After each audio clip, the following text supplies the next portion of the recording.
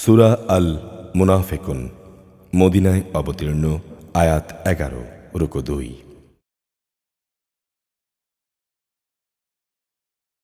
বিসমিল্লাহির রহমানির রহিম। ইযা জাআকাল মুনাফিকুনা ক্বালু নাশহাদু ইন্নাকা লারাসূলুল্লাহ ওয়াল্লাহু ইয়া'লামু ইন্নাকা লারাসূলুহু ওয়াল্লাহু ইয়াশহাদু ইন্নাল মুনাফিকিনা লাকাযিবুন।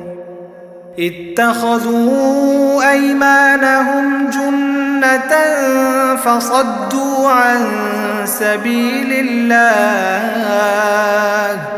ইন্নাহুম সাআ মা কানু ইয়া'মালুন।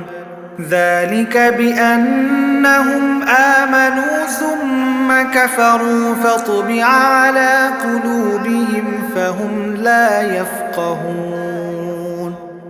وإذا رأيتهم تعجبك أجسامهم وإن يقولوا تسمع لقولهم كأنهم خشب مسندة يحسبون كل صيحة عليهم هم العدو فاحذرهم قاتلهم الله أنى يؤفكون.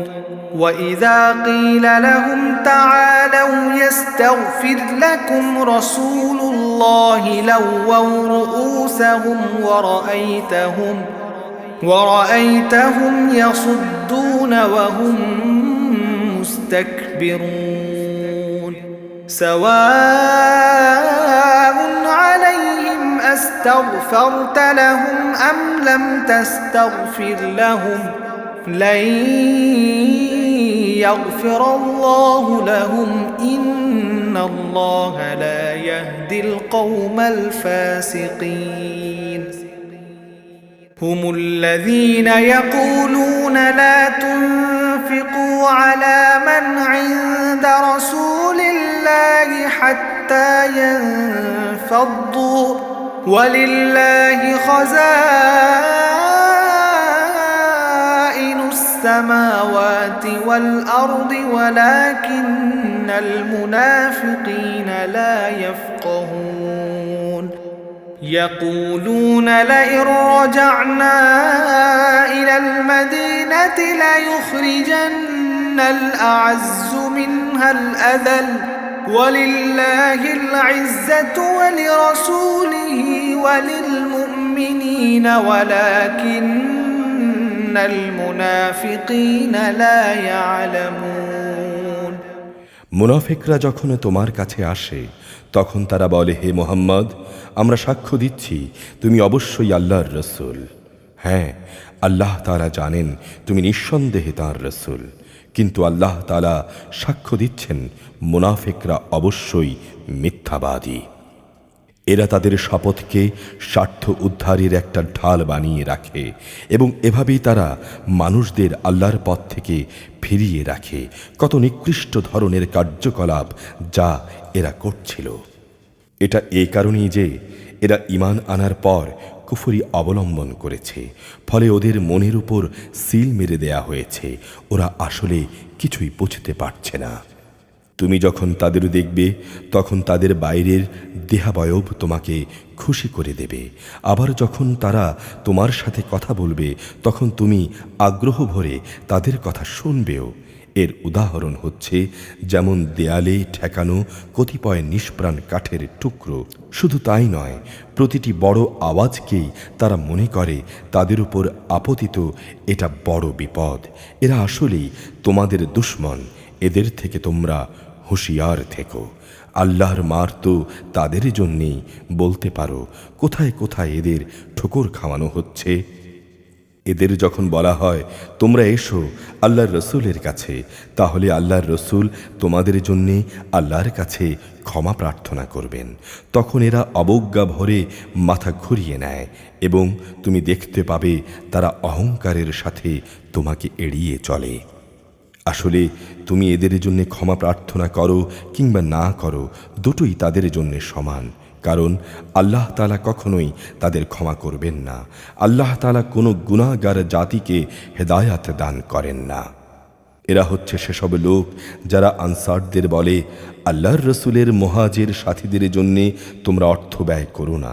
তাহলে আর্থিক সংকটের কারণে এরা রসুলের কাছ থেকে সরে পড়বে, অথচ এরা জানে না আসমানসমূহ ও জমিনের সমুদয় ধন ভাণ্ডার তো আল্লাহ তাআলারই, কিন্তু মুনাফিকরা কিছুই বুঝতে পারে না।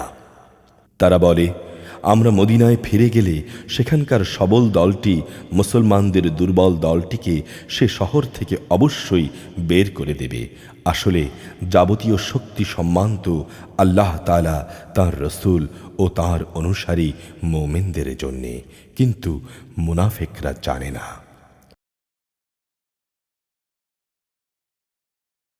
يا أيها الذين آمنوا لا تلهكم أموالكم ولا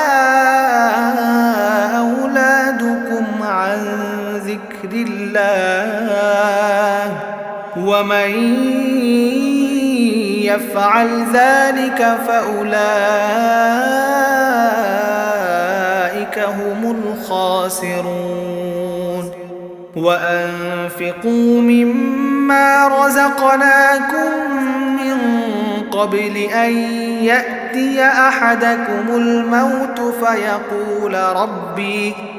فيقول ربي لولا أخرتني إلى أجل قريب فأصدق وأكن من الصالحين ولن يؤخر الله نفسا إذا جاء أجلها والله خبير بما تعملون হে মানুষ, যারা ঈমান এনেছ, দেখো তোমাদের ধন সম্পদ ও সন্তান সন্ততি যেন কখনো তোমাদের আল্লাহর স্মরণ থেকে উদাসীন না করে দেয়, কেননা যারা এ কাজ করবে তারা চরম ক্ষতিগ্রস্ত হবে। আমি তোমাদের যা কিছু অর্থ সম্পদ দিয়েছি তা থেকে তোমরা আল্লাহর পথে ব্যয় করো। তোমাদের কারো মৃত্যু আসার আগেই মৃত্যু এসে গেলে সে বলবে, হে আমার রব, তুমি যদি আমাকে আরও কিছু কালের অবকাশ দিতে তাহলে আমি তোমার পথে দান করতাম এবং এভাবেই আমি তোমার নেক বান্দাদের দলে শামিল হয়ে যেতাম। কিন্তু কারো নির্ধারিত সময় যখন এসে যাবে তখন আল্লাহ তাআলা কখনোই তাকে এক মুহূর্ত অবকাশ দেবেন না। তোমরা দুনিয়ার জীবনে যা কিছু করছো আল্লাহ তাআলা সে সম্পর্কে পুরোপুরি অবহিত রয়েছেন। أعوذ بالله من الشيطان الرجيم بسم الله الرحمن الرحيم